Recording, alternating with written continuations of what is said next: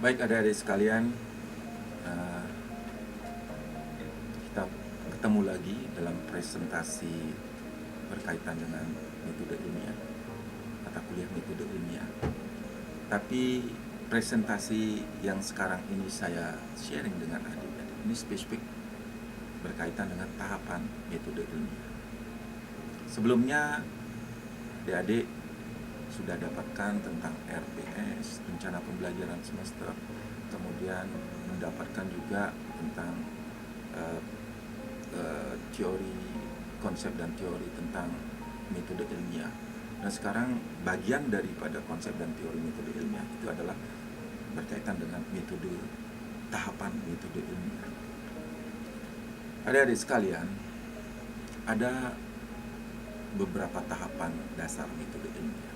Saya mencoba membaginya menjadi tahapan dasar ini menjadi 6 tahapan. Yang pertama observasi, yang kedua bagaimana menentukan pernyataan tentang research question atau masalah daripada riset ini, kemudian bagaimana kita menentukan atau membuat pernyataan hipotesis, kemudian bagaimana kita melakukan eksperimen, mengkoleksikan dan menganalisis data. Nah, kemudian baru diskusi dan bagaimana terkait dengan pernyataan simpulan. Jadi ada pembagian di sini sebanyak 6 tahapan. Oke, kita memasuki pada tahapan pertama, observasi. Observasi ini tentunya berangkat dari permasalahan yang berdasarkan fenomena-fenomena atau permasalahan-permasalahan yang kita tangkap di permukaan yang ada dalam kehidupan untuk dicarikan solusinya. Nah, berdasarkan permasalahan tersebut kita kupas fakta, data-data, pengetahuan, dan teori-teori yang relevan ya, yang akan dijadikan dasar ilmiah untuk merumuskan solusinya. Saya kasih contoh berkaitan dengan observasi dari permasalahan yang ditangkap atau dilihat yang memang real ada. Nah, permasalahannya apa? Nah, ini contohnya buah mangga arum manis cepat mengalami pembusukan selama periode pasca panen. Cepatnya pembusukan itu menyebabkan susun pasca panen yang tinggi dan berakibat pada kerugian yang tinggi juga. Nah, ini permasalahan yang ada. Nah, bagaimana kita menjawab permasalahan ini yang menjadi fenomena? Kalau kita fenomena yang terjadi di permukaan atau permasalahan. Nah, untuk menjawab ini kita harus kupas data, fakta, dan teori-teori yang sudah berkembang yang relevan. Nah, ternyata setelah kita kupas data, fakta, dan teori, nah di sini saya kasih contoh beberapa poin dari pengupasan fakta data ini dan juga teori. Nah, ini poin yang pertama, ternyata susut pasca panen memang cukup tinggi, sebanyak 30% terjadi secara umum. Susut tertinggi yaitu sebanyak 25% terjadi selama penyimpanan ketika tidak ada pengaturan suhu. Nah, kemudian total lama penyimpanan itu hanya berlangsung maksimum 15 hari. Ini fakta. Nah, kemudian secara umum suhu berpengaruh terhadap kemunduran mutu dan pembusukan produk segar hortikultura. Ini teorinya. Jadi kita kupas, ini tentunya hanya beberapa saja contoh. Kita kupas lagi yang lainnya yang dijadikan dasar ilmiah untuk merumuskan bagaimana solusinya. Nah, tentunya setelah kita kupas data, fakta, teori yang relevan untuk mencari solusinya terhadap permasalahan ini. Nah, dari pengupasan tersebut ya, ternyata ada gap-gap yang masih belum terjelaskan. Bagaimana mencari solusi dari permasalahan tersebut. Nah, teori ada, ya, teori umum, tapi spesifik untuk buah mangga belum ada. Maksud saya, mangga harum manis. Nah, ini tentunya gap yang harus kita perhatikan nanti, apakah ini gap yang kita kembangkan nantinya menjadi penelitian dan menjadi pertanyaan daripada research. Nah, kalau ini kita yakini bahwa ini gap yang mesti harus kita teliti dan kemungkinan nantinya akan menjadi solusi bagaimana kita menjawab permasalahan tadi, mengurangi susut, ya, mengurangi kemunduran mutu. Nah, research question, pertanyaan-pertanyaan tentunya akan muncul yang menjadi gap antara penemuan-penemuan yang sampai saat ini dengan apa yang kita inginkan menjadi solusi terhadap permasalahan tersebut. Nah, gapnya itu ini berupa research question. Apakah suhu penyimpanan berpengaruh terhadap laju kemunduran mutu dan pembusukan buah mangga harum manis? Apakah suhu yang yang kemungkinan berpengaruh itu, apakah ada suhu optimal untuk menurunkan laju kemunduran mutu dan pembusukan dari buah mangga? Nah, ketika dirumuskan pertanyaan riset atau research question ini, Anda akan bisa menarik atau merumuskan judul penelitian. Judul penelitiannya pengaruh suhu penyimpanan terhadap kemunduran mutu dan susut pasca panen buah mangga harum manis. Nah, bagaimana halnya dengan hipotesis? Nah, dari research question tadi, itu akan memunculkan hipotesis. Hipotesis adalah jawaban sementara dari hasil penelitian yang akan didapatkan melalui eksperimen ilmiah. Jadi pernyataan hipotesis ini itu dirumuskan, tidak tiba-tiba saja muncul. Itu tentunya berdasarkan analisis saling mengkaitkan data, fakta, pengetahuan, atau teori yang relevan tadi. Sehingga ada research question, apakah suhu berpengaruh?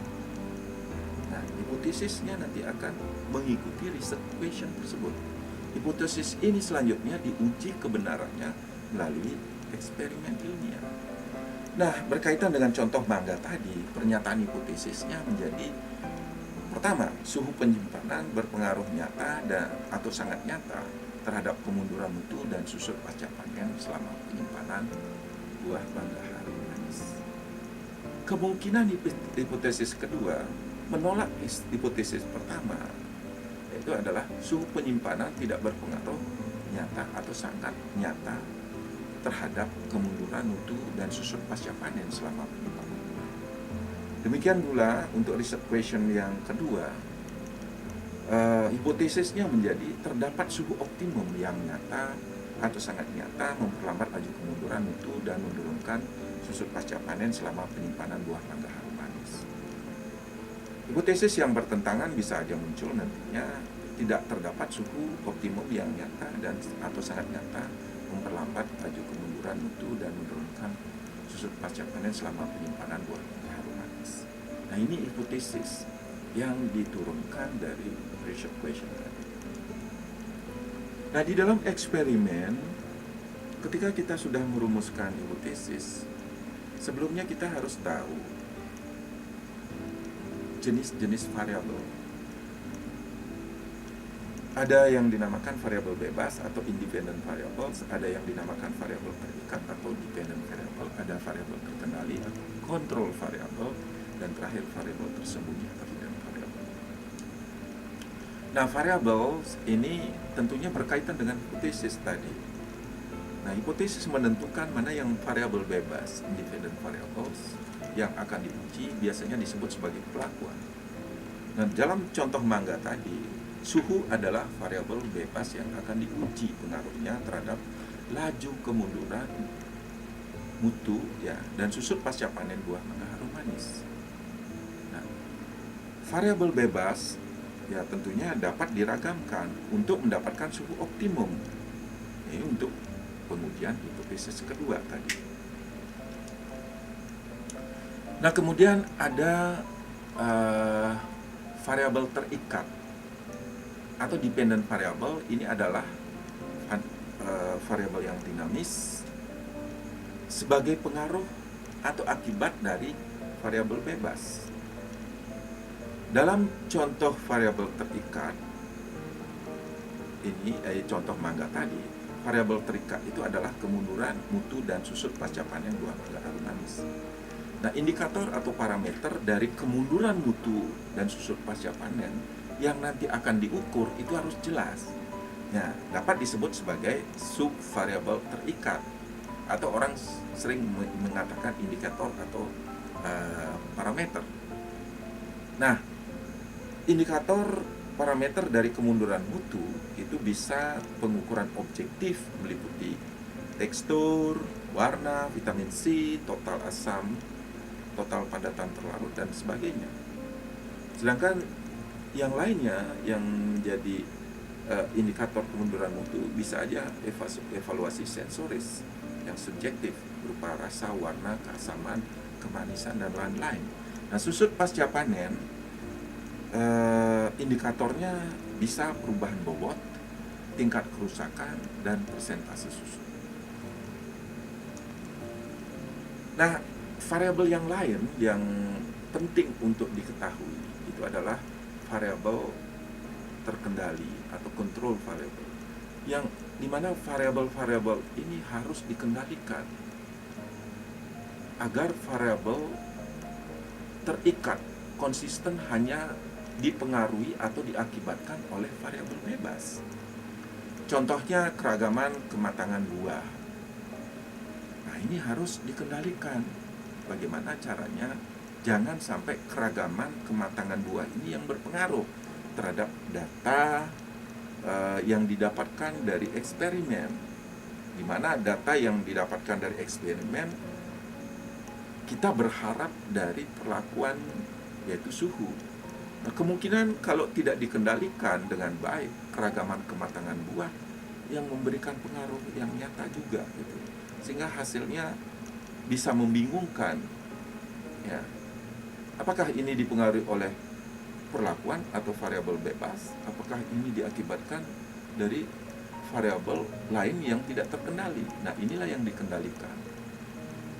Nah, ada variabel tersembunyi atau hidden variable. Itu adalah variabel yang sulit ya diidentifikasi, tersembunyi, yang diasumsikan berpengaruh tidak berarti terhadap variabel terikat. Nah, di dalam analisis varian ini akan terlihat dia sebagai error penelitian. Nah, kalau umpamanya hidden variable ini ya besar, itu akan berpengaruh terhadap hasil pengukuran atau data hasil penelitian atau eksperimen. Jadi errornya tinggi. Nah, sebaiknya bisa saja ya hidden variable ini itu bisa menjadi kontrol variabel, sehingga dikontrol dia, dikendalikan.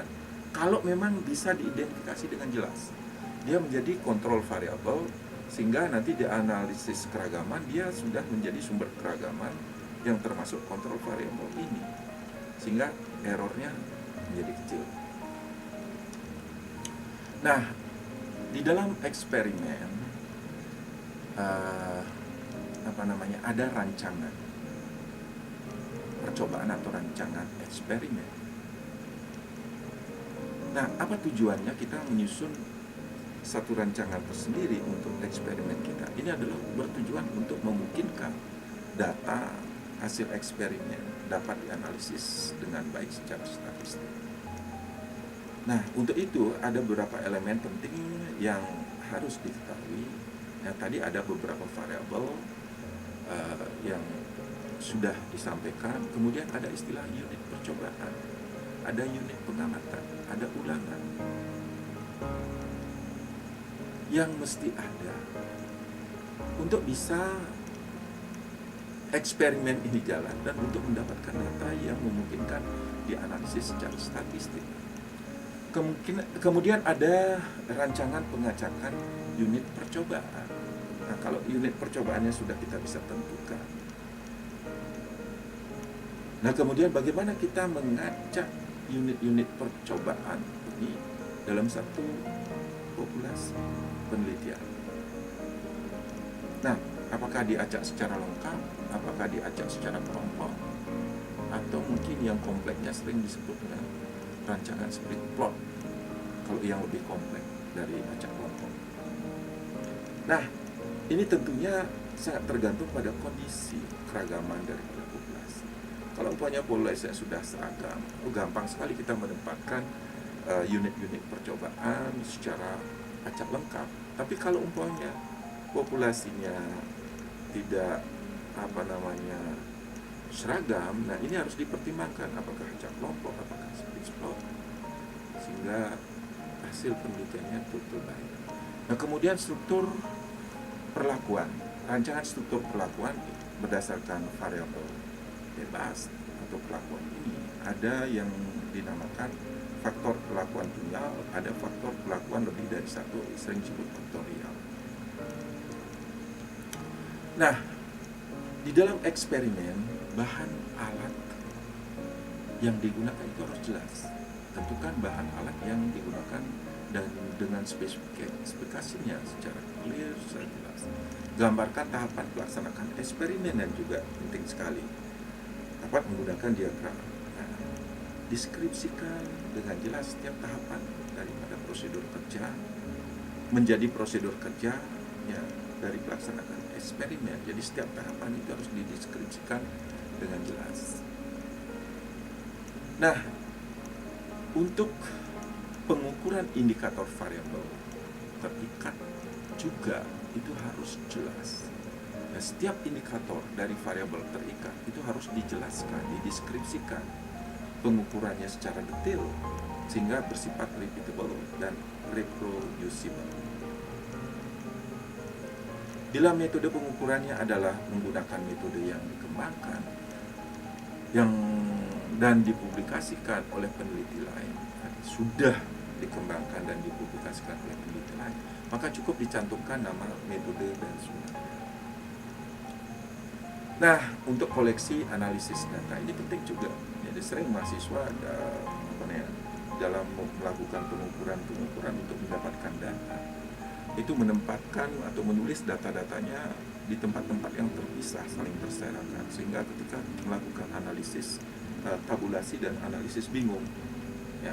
Jadi sebaiknya dari awal dibuatkan format pengumpulan datanya, jadi langsung sudah tertabulasi dengan baik dan cepat untuk bisa dianalisis secara pasti ya.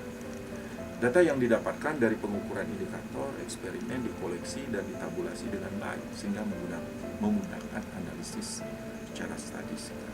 Analisis data dilakukan berdasarkan rancangan percobaan yang digunakan. Nah, hasil analisis data inilah digunakan untuk menjawab hipotesis, menerima atau menolak. Nah, terkait dengan diskusi hasil analisis statistik terhadap data, ini yang didiskusikan menggunakan pengetahuan-pengetahuan yang merupakan penemuan para ahli lainnya yang telah dipublikasikan pada jurnal ilmiah atau teori-teori dalam review literatur yang Anda lakukan, atau mungkin buku referensi yang Anda gunakan. Nah, diskusi diarahkan untuk mendukung hasil uji hipotesis sehingga hasil uji menjadi benar atau tidak benar secara ilmiah. Jadi diskusinya jangan kemana-mana, jadi harus fokus untuk menjawab hipotesis. Nah, setelah itu baru kita buat kesimpulan. Pernyataan simpulan itu adalah pernyataan singkat yang merupakan jawaban dari pertanyaan riset atau hipotesis.